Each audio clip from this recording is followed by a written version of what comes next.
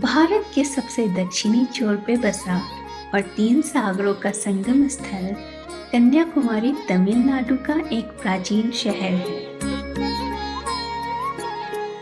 प्राचीन काल में राजा भरत की 8 पुत्रियों में से एक पुत्री कन्याकुमारी को दक्षिणी छोर का यह हिस्सा अपने पिता द्वारा भेंट स्वरूप प्राप्त हुआ था।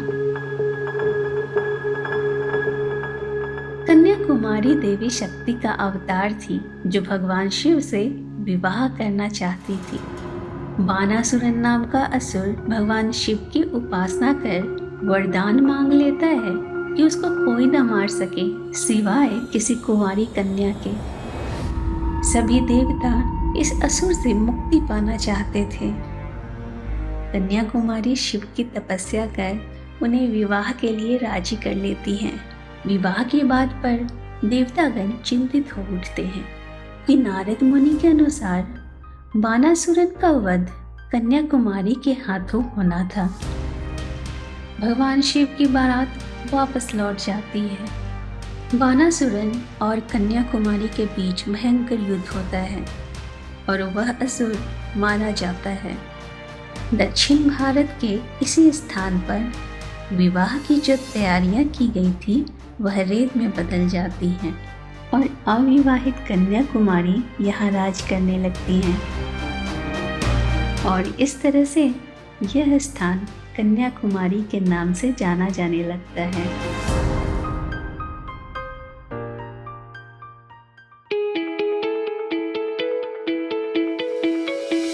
धनुषकोडी से निकल पड़े हैं कन्याकुमारी की ओर via NH-32, which is almost 5 to 6 hours of journey.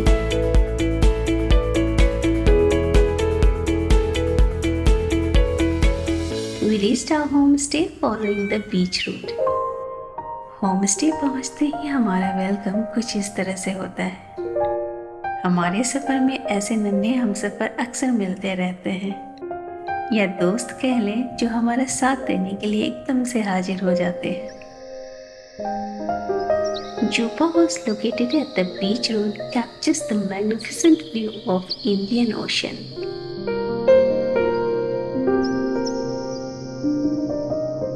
One can witness the breathtaking views of sunrise and sunset right in front of the balcony.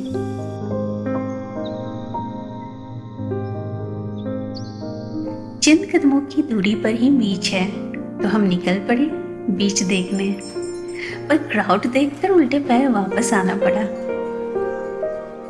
और इस तरह हमारा पहला दिन यहीं पे खत्म होता है।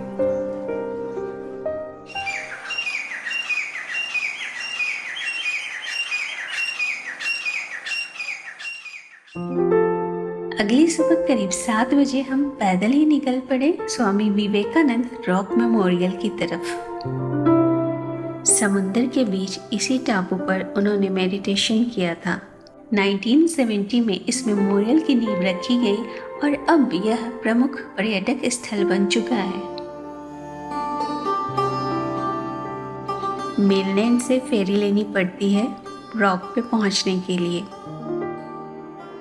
फेरी के लिए वेट करना पड़ सकता है और क्यू भी काफ़ी लंबी होती है। वीकडे होने के बावजूद क्राउड काफ़ी ज़्यादा थी।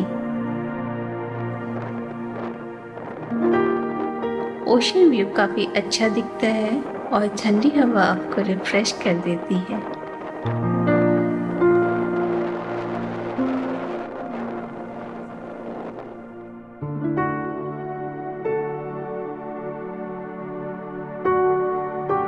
कुछ ही मीटर के डिस्टेंस पे एक दूसरे रॉक आइलैंड पे तमिल पोएट तिरुवल्लुवर का स्टैचू स्थित है। तिरुवल्लुवर को साउथ इंडिया का कबीर कहा जाता है।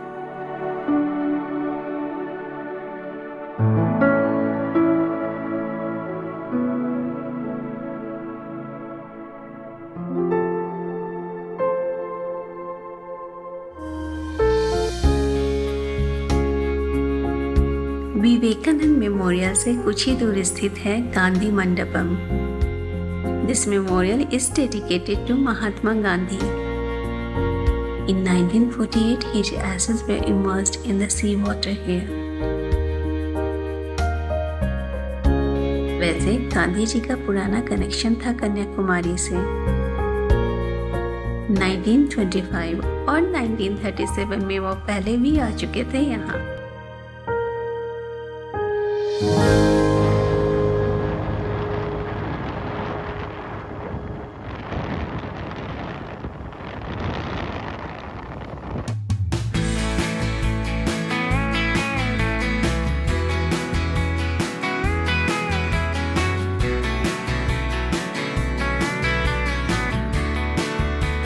ब्रेकफास्ट के बाद हम आगे बढ़ चले व्यू टावर की तरफ। यह टावर सनराइज और सनसेट के टाइम विजिट कर सकते हैं। इस हेलिकल टावर के टॉप पर आप 360 डिग्री पैनोरामिक व्यू को एंजॉय कर सकते हैं।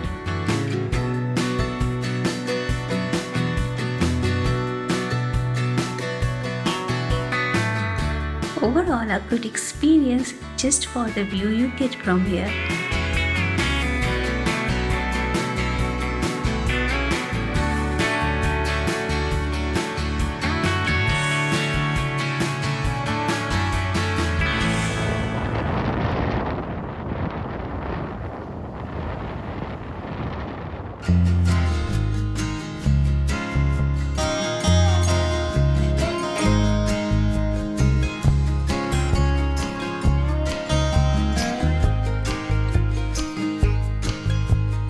वट्टाकोटाई फोर्ट 18th सेंचुरी में कोस्टल डिफेंस को ध्यान में रख के बनाई गई थी।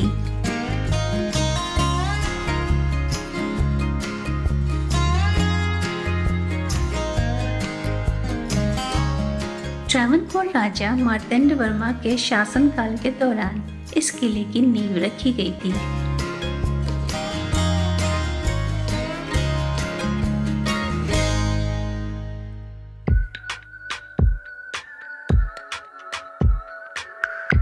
पीसफुल टाइम स्पेंड करने के लिए काफी अच्छा लोकेशन है।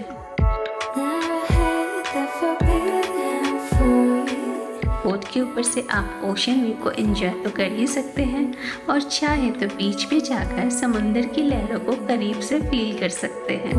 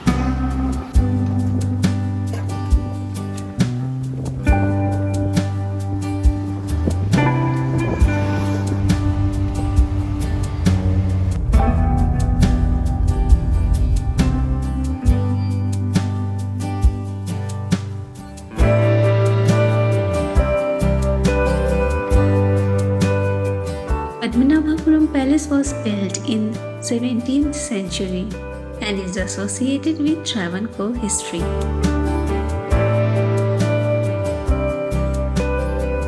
यहाँ डेली यूज में आने वाली चीजों को संजो के रखा गया है, जो देखने में काफी इंटरेस्टिंग लगती है। भारत के सबसे प्राचीन पैलेस में से एक यह पैलेस लकड़ी का बना हुआ है, जिसमें पुरानी शैली की आकर्षक नक्काशी की गई है।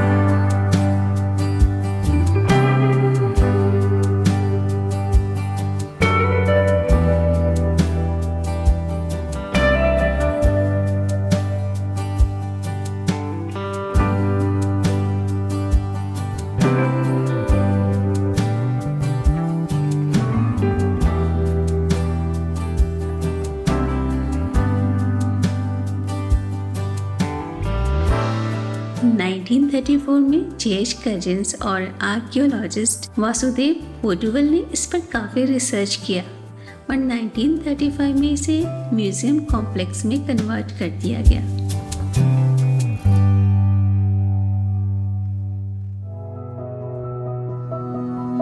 बेंगलोर रामेश्वरम कन्याकुमारी का सफर यही खत्म होता है। मिलते हैं अगले सफर में।